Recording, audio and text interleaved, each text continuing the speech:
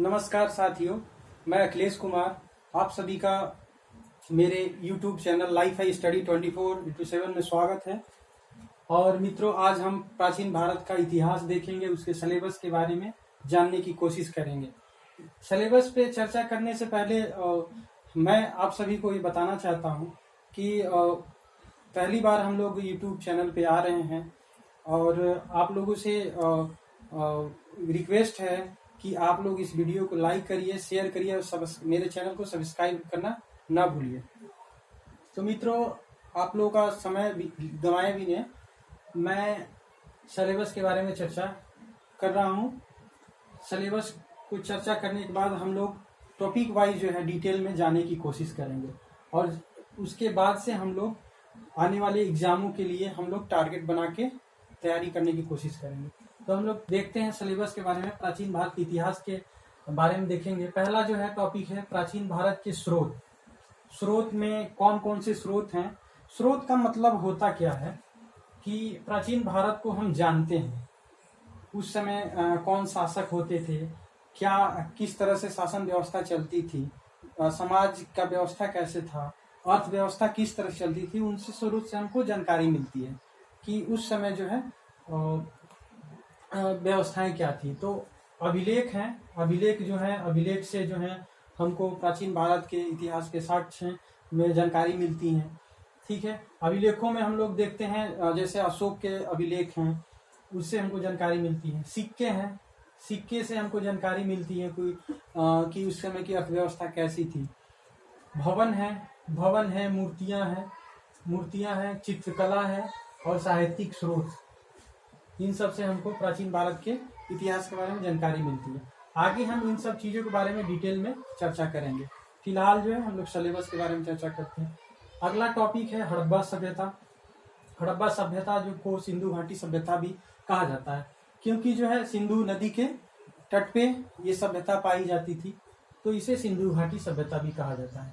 इसका जो है शासन हम ईयर्स देखेंगे तो 2500 ईसा पूर्व से 1500 ईसा पूर्व तक माना जाता है इसका जो जीवन का इतिहास। उसके बाद से हम लोग ऋग वैदिक काल देखते हैं। ऋग वैदिक काल का जो है हम 1500 से 1000 ईसा पूर्व के आसपास इसका जीवन काल माना जाता है। ऋग वैदिक काल जो है जो सभ्यता थी जो है वो जो है ग्रामीण सभ्यता थी। और उसके बाद जो है उत्तर वैदिक काल हम देखते हैं। उत्तर वैदिक काल का जीवन काल जो है 1000 से 600 ईसा पूर्व तक माना जाता है, ईसा पूर्व। अगला हम लोग देखते हैं जैन और बौद्ध धर्म। अगला टॉपिक है जैन और बौद्ध धर्म। जैन और बौद्ध धर्म का जो है समय जो है 6ठी शताब्दी ईसा पूर्व माना जाता है। जैन धर्म के संस्थापक जो है महावीर जो है और बौद्ध धर्म के जो है संस्थापक जो है गौतम बुद्ध को जाना जाता है। ठीक है, अगला हम देखते हैं महाजनपद और मगध साम्राज्य। महाजनपद का मतलब क्या होता है, इसका काल हम देखेंगे। इसका काल जो है 600 ईसा पूर्व से 300 ईसा पूर्व जाना जाता है। महाजनपद ये हुआ कैसे? ये जो है पहले जन होता था, जन बड़ा होके जो है क्या है महाजनपद में बदल गया। ठीक है, महाजनपद में बदल जा रहे हैं तो वही जो है महाजनपद हो गए। और मगध साम्राज्य, क्योंकि मगध साम्राज्य उस समय जो है शक्तिशाली साम्राज्य था। उस समय जितने 16 जो है महाजनपद थे उसमें सबसे शक्तिशाली मगध साम्राज्य था। ठीक है, तो इसका शासनकाल हम लोग देख लिए हैं। उसके बाद हम लोग देखते हैं अगला प्राचीन भारत में विदेशी आक्रमण। इसका जो है आक्रमण जो है 400 ईसा पूर्व के आरंभ में माना जाता है। इस समय जो है 2 विदेशी आक्रमण हुए थे। पहला आक्रमण ईरानियों द्वारा हुआ था, दूसरा जो है यूनानियों द्वारा हुआ था। ईरानियों द्वारा हकमानी शासक जो पश्चिम एशिया में हकमानी शासक थे उनके द्वारा जो है पहली बार सफल आक्रमण हुआ था। उसके बाद जो है यूनानियों द्वारा आक्रमण हुआ था सिकंदर के द्वारा आक्रमण हुआ था। डिटेल हम लोग आगे चल के देखेंगे। आगे हम लोग देखते हैं मौर्य साम्राज्य। मौर्य साम्राज्य का हम लोग काल देखते हैं 323 ईसा पूर्व से 184 ईसा पूर्व तक माना जाता है मौर्य साम्राज्य। मौर्य साम्राज्य के संस्थापक जो है चंद्रगुप्त मौर्य को माना जाता है, जो नंद वंश के अंतिम शासक घनानंद की हत्या करके, चाणक्य की सहायता से हत्या करके मौर्य साम्राज्य की स्थापना की थी। आगे चलते हैं मौर्योत्तर काल। मौर्योत्तर काल को हम लोग देखा जाए तो 184 ईसा पूर्व से 313 ईसा पूर्व माना जाता है। मौर्यों के बाद जो शासक आए उसको मौर्योत्तर काल कहा गया।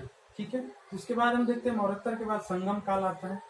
संगम काल जो है दक्षिण भारत में, उस समय जो है दक्षिण भारत जो है तमाम तरह के राजवंश का उदय हुआ था, उसमें उसी संगम काल के नाम से जाना जाता था। संगम काल जिसमें पांड्य थे, चोल थे, चेर थे। अशोक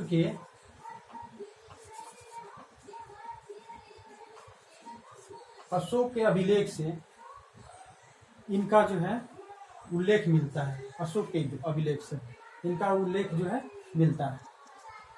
ठीक है, तो संगम काल ये दक्षिण भारत में जो थे। उसके बाद से हम लोग गुप्त काल देखते हैं। गुप्त काल का शासन काल जो है 319 ईस्वी से 550 ईस्वी तक माना जाता है। ये भी जो है गुप्त काल को क्या है, स्वर्ण काल के रूप में जाना जाता है। उसके बाद हम देखते हैं गुप्तोत्तर काल जो है, गुप्तों के बाद जो है, तो गुप्तों के बाद जो है हर्षवर्धन एक महान शासक था उत्तर भारत का। ठीक है, तो ये पुष्यभूति वंश का था हर्षवर्धन। उसके बाद हम देखते हैं अगला जो है टॉपिक है दक्षिण भारत के राजवंश। दक्षिण भारत के राजवंश जो है, ये दक्षिण भारत है। ये दक्षिण भारत के जो राजवंश थे 300 ईस्वी के आसपास जो थे, उनके बारे में चर्चा करना है। उसके बाद से हम एक और चीज देखेंगे, दर्शन का विकास। प्राचीन भारत में दर्शन का विकास कैसे हुआ।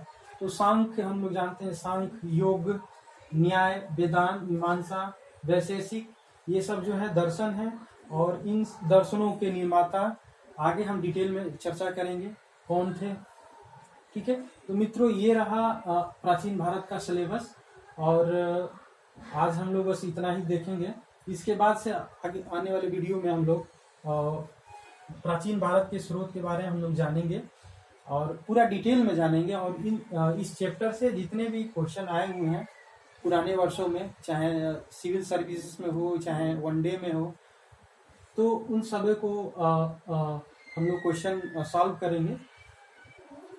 और मित्रों एक बात और, इस वीडियो को ज़्यादा से ज़्यादा लाइक करिए और शेयर करिए और सब्सक्राइब करना ना भूलिए।